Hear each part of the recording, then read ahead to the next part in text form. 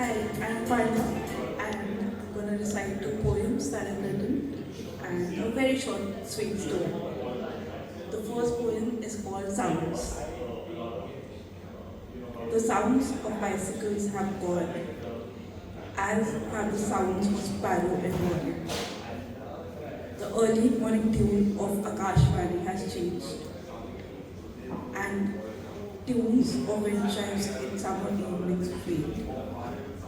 There is a constant noise, not only in the chaotic mind, but even in a room, you can hear the bruises as soon as you wake up. Another day, and it's the sound of a train. Not shivering sounds, but splattering on tin roofs. Then there's the sound of annoying pigeons being shooed away with a stick without the realization that they will be back to stay. The only relief is a low-fi Spotify playlist for concentration, or sometimes Kishore Kumar and Ali Babu and Lata up back to bring elation. And sometimes the evening is only good, and that makes life a little less absurd.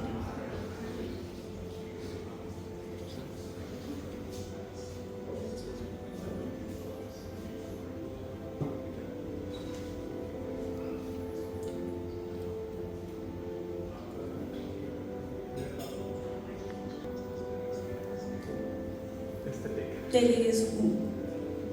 Delhi is everything. The heritage, the gardens, the street food, the cafes. From monuments to museums, Delhi has it all. The sultry summers and the chilly winters. The chill is in the air. It's already here. Spending weekends at Moti Gardens and Sundar Street. Exploring the markets of Sarojini and MKT for the umpteenth time. Churches and monasteries and gurudwaras, Dargah of Nizamuddin and a temple shaped like a lotus. All of them glorify the magnificence of Delhi. Chole bhature for breakfast and tikkas and biryani for dinner. Foods like horse cars and Red Fort, and isn't badminton like Delhi's forgotten street sport? Lots to see and lots to explore. Friends and family are coming back from different countries, making me realize the city is a part of me. It is a heart of me. Delhi is me, and I am Delhi. Now, don't you think it is justified enough when they call it Dil Walon Ki Delhi?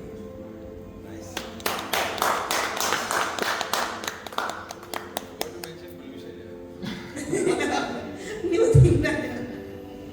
Okay. I'll keep that in mind for the next round. The musky smooth taste of So the next one is a short story.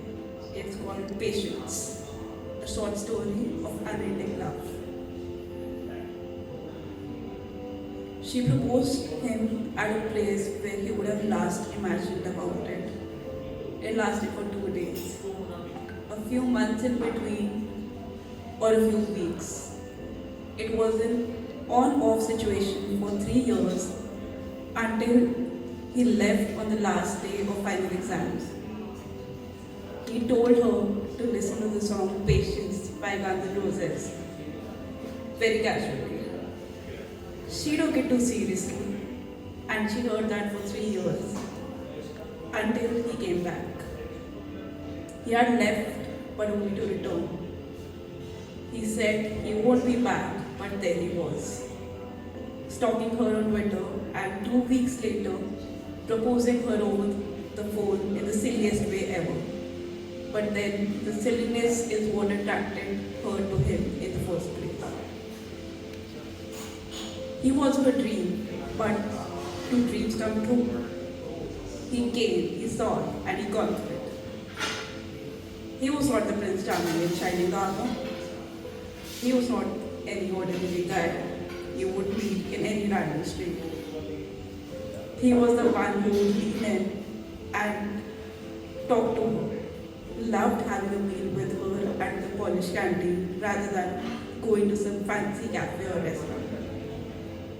He was the one who would take her to a random park and yet be afraid to hold hands. He was the one who, in his words, was escorted by her to the metro station nearby his place. But most importantly, he was the one who would lean in and talk to her. Loved having a meal with her at the college canteen rather than any cafe, any restaurant. He was the one who would take her to a random park and yet be afraid to hold hands. He was the one who, in his words, was escorted by her to the metro station nearby his place.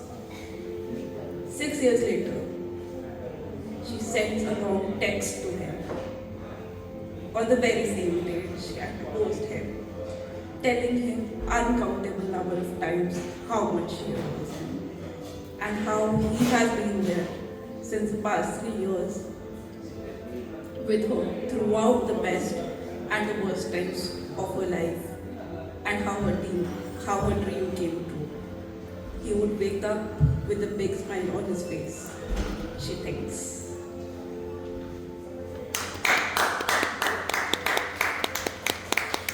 Nice, my God. क्या गलती कर दी? Very nice. Very nice. I have more, but I think I'll stick to You this. good? Sure. Yeah. What about, that was a story, right? that you told us? You can You sure you don't want to do one more?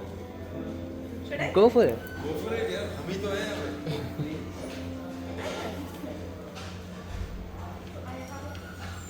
What's it funny? Is it Serious. serious? One is, it's about comfort. It's about home. And Which one are you reading? so I have Which one are you reading? The serious one or the comfort? whatever you prefer. Nostalgia. Nostalgia. Okay. So the second one is a little depressive. Yeah, so go we can for it. skip on that. Yeah. Depression. Huh? All guys are already depressed. Okay. I'll start with Yeah, the... that's what we crave. Huh? That's what we crave. Yeah. Go for it. Home is not a place where you live. It is a close confidant, someone you love, someone you believe in. Home is not a place that you have to hunt among other places. It is that one person who is just the person you need. Home is not a place that makes you feel you are secure. It is that one person who makes you feel that no matter how much things go awry, it will all be alright. Home is not where you wake up on silk pillows in a comfortable bed. Home is where you wake up lazily in someone's arms. Home is not where you come after a long day at work. It is someone with whom you blab all evening about that day's every minute detail. Home is not a place to keep your feet up and relax. It is that person whom you go to when you're feeling the most excited or most impressed. Home is not where there are secrets inside brick walls. Home is that person with whom all your thoughts and emotions are bare, naked. Home is not where you find little kids or a fatherly figure or grandparents. It is that one person with whom you can be a kid again, who can be a parent or sibling when they need you.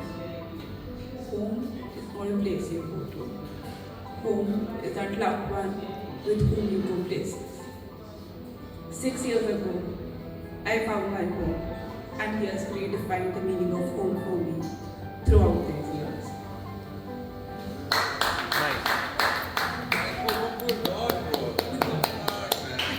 Nice. So I have fun. Yeah. Yes. Oh, this is, you can say it's depressing, it's a little sad, A little confusing also. Oh. Sure. Okay. You might relate, you might not relate.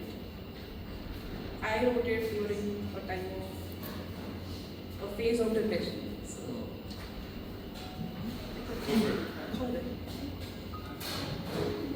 is it okay?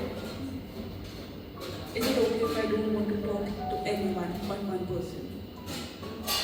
Am I selfish to just want to be with that one person I can't be with? Is it not possible to dream of being possible? Is it rude if I don't want to fill the research service sent by friends? Is it rude if I admit they're not really friends? Is it lonely to have just two friends and not 100? Is it okay if I feel stuck at home? Is it okay if I'm not regretting having an oven to make banana bread? Is it okay to not be excited about virtual games? Is it okay if I don't want to wish people on occasions? It is. Is it okay if I don't want to do much to help around? Is it okay if I just watch a movie in the middle of the night? Is it okay if I just get a dose of laughter at the end of the day?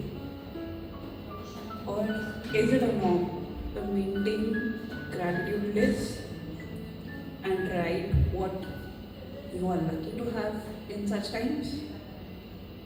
Is it okay if I'm craving all that normalcy of just going to the nearby cafe to just not be at home? Is it okay if I still don't regret going to faraway fancy cafes? Is it okay if I take comfort in reading a few pages instead of a few chapters every day? Is it okay if this is not a perfect norm?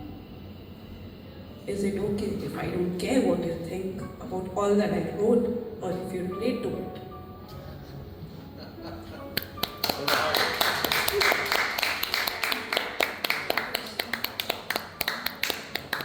that's all I have for you. That was nice. Great. Thank you so much. That was nice. It was refreshing actually. Yeah. Very nice. Is it okay not your fault?